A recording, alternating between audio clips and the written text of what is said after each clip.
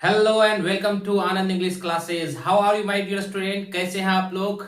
चलिए आज मैं एक आपके लिए बहुत ही धमाकेदार वीडियो लेकर आया हूं जो आपके एग्जाम के लिए बहुत ही महत्वपूर्ण होगा। और आपके इंग्लिश 12th बोर्ड एग्जाम में ये बहुत ही महत्वपूर्ण क्वेश्चन है जो आप हर बार हर साल आपके एग्जाम में पूछा जाता है। तो चलिए बिना समय गवाए हुए हम लोग इस वीडियो को शुरू करते हैं।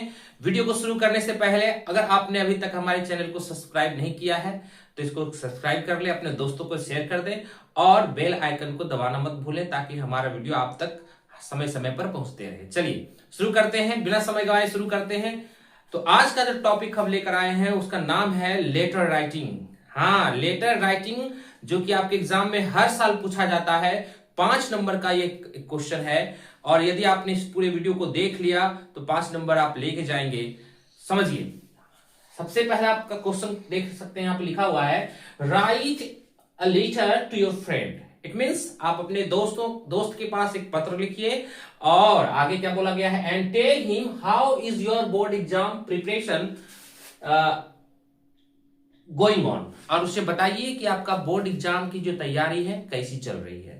क्वेश्चन तो समझ गए। एक और बात यहां पर आपको ध्यान देने वाली बात यह है कि हो सकता है कि टॉपिक चेंज रहे, लेकिन जो फॉर्मेट है इस फॉर्मेट को आप अगर समझ गए तो 5 नंबर जो है ना आपको घर आके देगा। ठीक है ना, इसलिए ध्यान से इस चीज को समझिएगा। तो और समझते स्टार्ट करते हैं। पहला जो लिखा हुआ है एड्रेस, स्टेप बाय स्टेप समझेंगे और किसी भी तरह का लेटर आ जाए तो आप लेटर लिखने में सक्षम होंगे और लेटर को छोड़ना नहीं है बच्चे एग्जाम में, है ना। चलिए, तो एड्रेस लिखना है। एड्रेस लिखने का मतलब क्या हुआ यहां समझना है। इस एड्रेस के जगह पे आप अपना स्कूल का नाम लिखेंगे या जहां से आप आते हैं वो लिखेंगे। जैसे यहां पर अगर मान लीजिए कोई कि आपका स्कूल का नाम है SS+2 हाई स्कूल या फिर जो भी स्कूल का नाम है यहां पर आप लिख देंगे, है ना। इसमें जैसे इसके जगह पे आप लिख सकते हैं SS+2 हाई स्कूल और उसके नीचे जो है जगह का नाम डाल देंगे। ये चीज को यहां लिखना है और यहां पर फिर डाल देना है डेट। जिस डेट में आप इस लेटर को लिख रहे हैं वही डेट डालना है। आप हमको ये बताइए कि यहां तक समझ में आया या नहीं आया, है ना, आ गया होगा।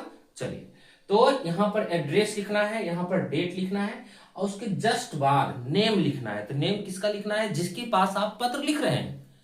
मान लीजिए कि आपका कोई दोस्त है और उसका नाम XYZ है, तो आप यहां पर लिख सकते हैं उसका नाम, कि उसका नाम राम है, मोहन है, सरिता है, गीता है, जो भी नाम है। इसको लिखने के लिए कैसे यूज करना है, यहां पर देख सकते हैं आप नाम के जगह पे आप लिखेंगे dear.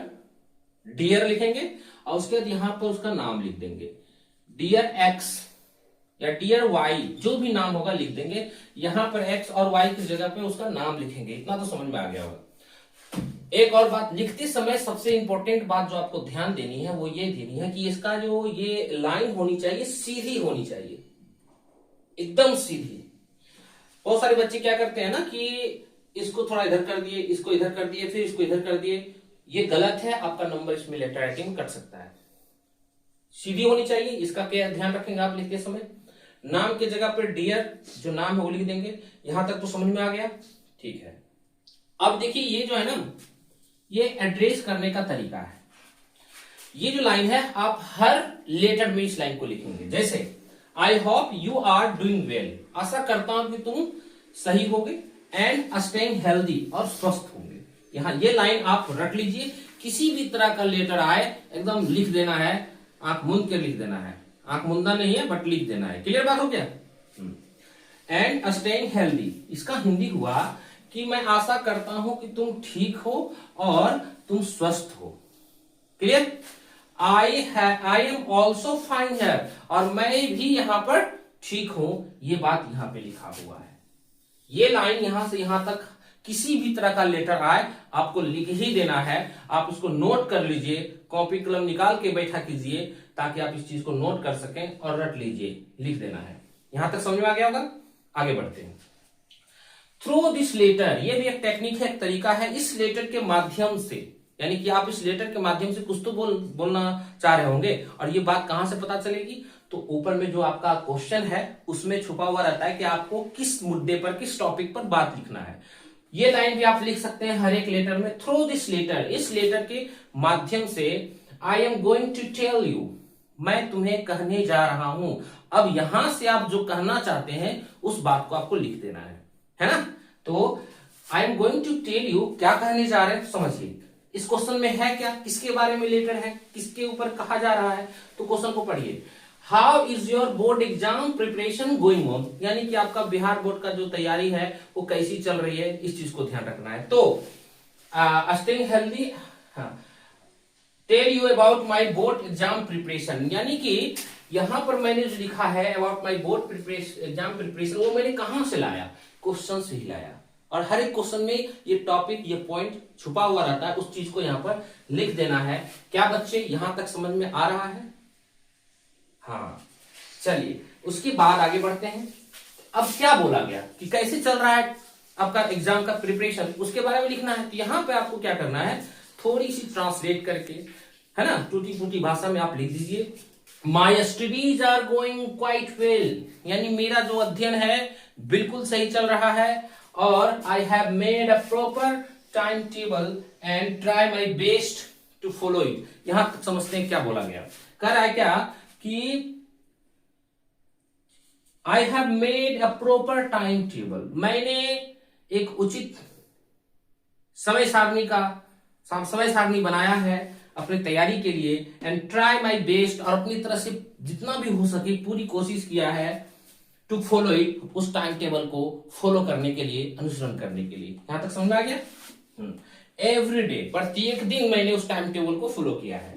I remind my self, मैं हमेशा अपने आप को याद दिलाता हूं to stay calm and positive, ताकि मैं रह सकूं शांत और सकारात्मक।